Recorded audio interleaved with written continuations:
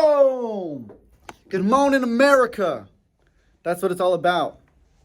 You get in there, you get in the pocket, you get in the clothes.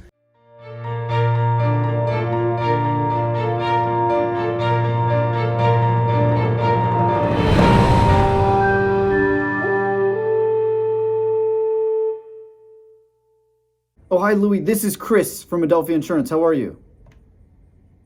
How's it going, man? It's pretty good, Louis. Yeah, I just wanted to give you a quick call on the workers' comp quote that I just sent over. Yeah, Louis, that's why I wanted to call you quickly. And Louis, just so you know, I'm just, we're a brokerage. I'm not the actual insurance carriers. Like I don't make the rates. And I'm on your side, Louis. Like I want to try to get you the best possible option. What do you have right now for the 4 employees? Yeah, no, I hear you, Louis. I'm like I said, I want to try to make it work, and if I could find you something better, I definitely will. And so, Louis, just to make sure, are you paying all of them? It's 100,000 total payroll that you're estimating. So, do you have 100,000 in payroll now, or are you just estimating that for the future? That's estimating. That's estimating for the future. $500 a day for 4 employees. Okay, one second. Let me just make this. 4 to 500 a day for 4, and it's going through payroll right now, Louis. Are you doing it through payroll, or are you just paying them 1099?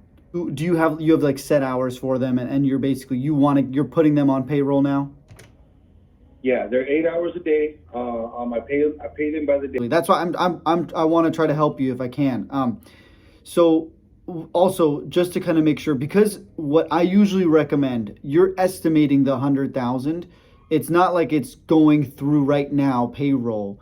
Usually what I recommend for especially because there's no track record of that. So the companies can't come back and say like, we need to see you have proof of, or we want to see what you were doing in payroll before, maybe even like a tax return or something like that.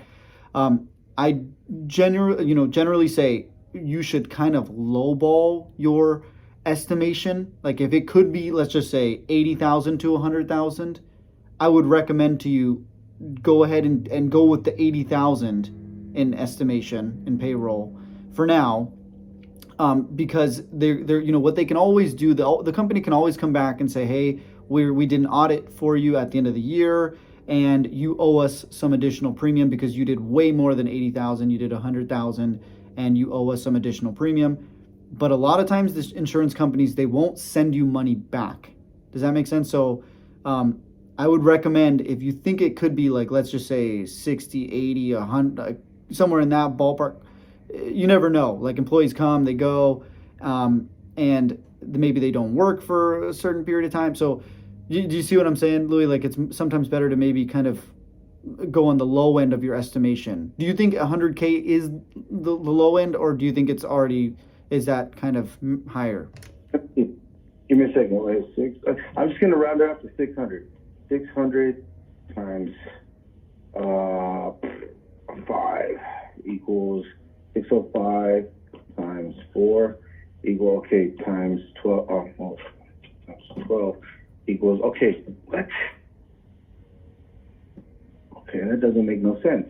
Okay, so if I'm at $600 a day, that's 5 days a week. So times 5, that equals 3,000. So 3,000. Say times 4 equals 12,000. So 12,000 times 12. Oh man. 144. So it's like something like a little over 100,000 probably. So maybe like 100 to 130, something like that maybe. Louis, did you see the second option there I gave you with the over 39 an hour? So that's if you're paying your employees over 39. I know you said you're not paying them over 39 right now.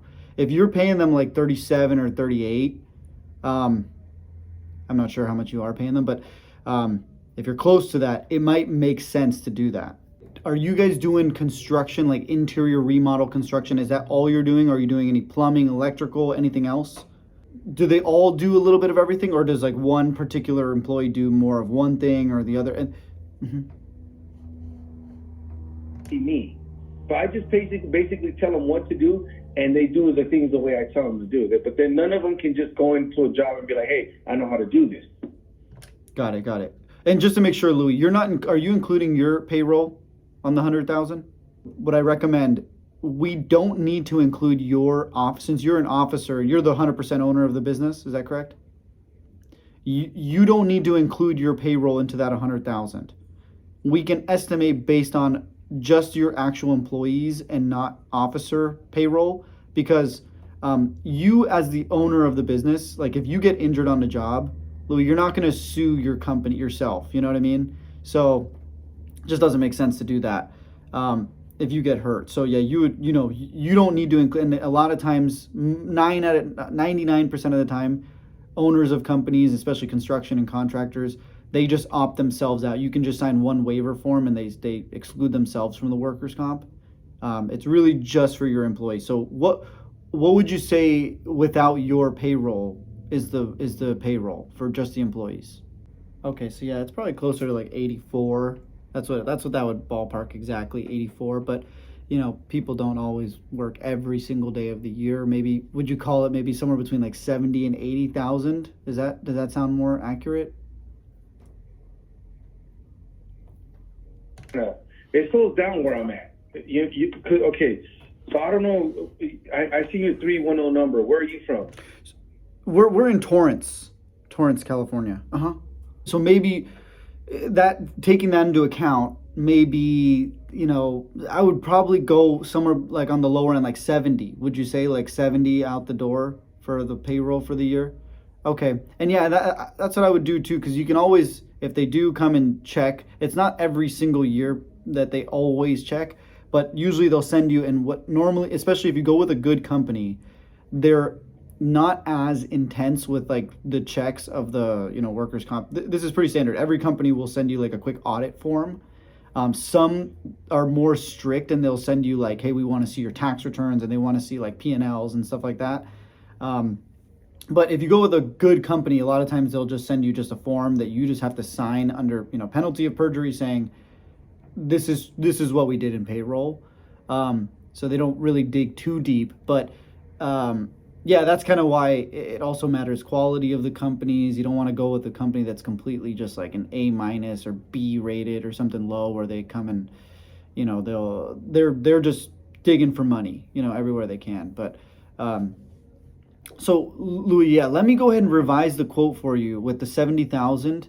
I was gonna see also, yeah, so we'll revise it for the 70,000, and obviously I think we have to kind of stick with the higher class, the over 39, because I don't think you're close enough to do the the under 39 an hour. But yeah, Louis, let me double check this, see what I can do, and then I'm gonna see if there's any way they can offer credits to companies to give you some discounts. I'm gonna push every possible option available to get you the best rate we can, and try to make this make sense for you. So if you really want this, Chris, make it happen for me, man. I hear you. Well, thank you, Louis. First off, I appreciate the opportunity. I'm, like you said, I'm in business for, here too. I'm the agency owner here at my office.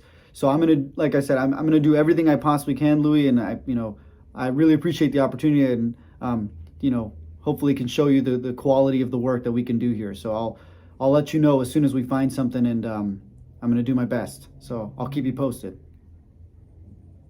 Sounds good. Awesome. Sounds good, Louis. Have a great weekend. It should have something by Monday for you. Awesome. Sounds good. Thanks, Louis.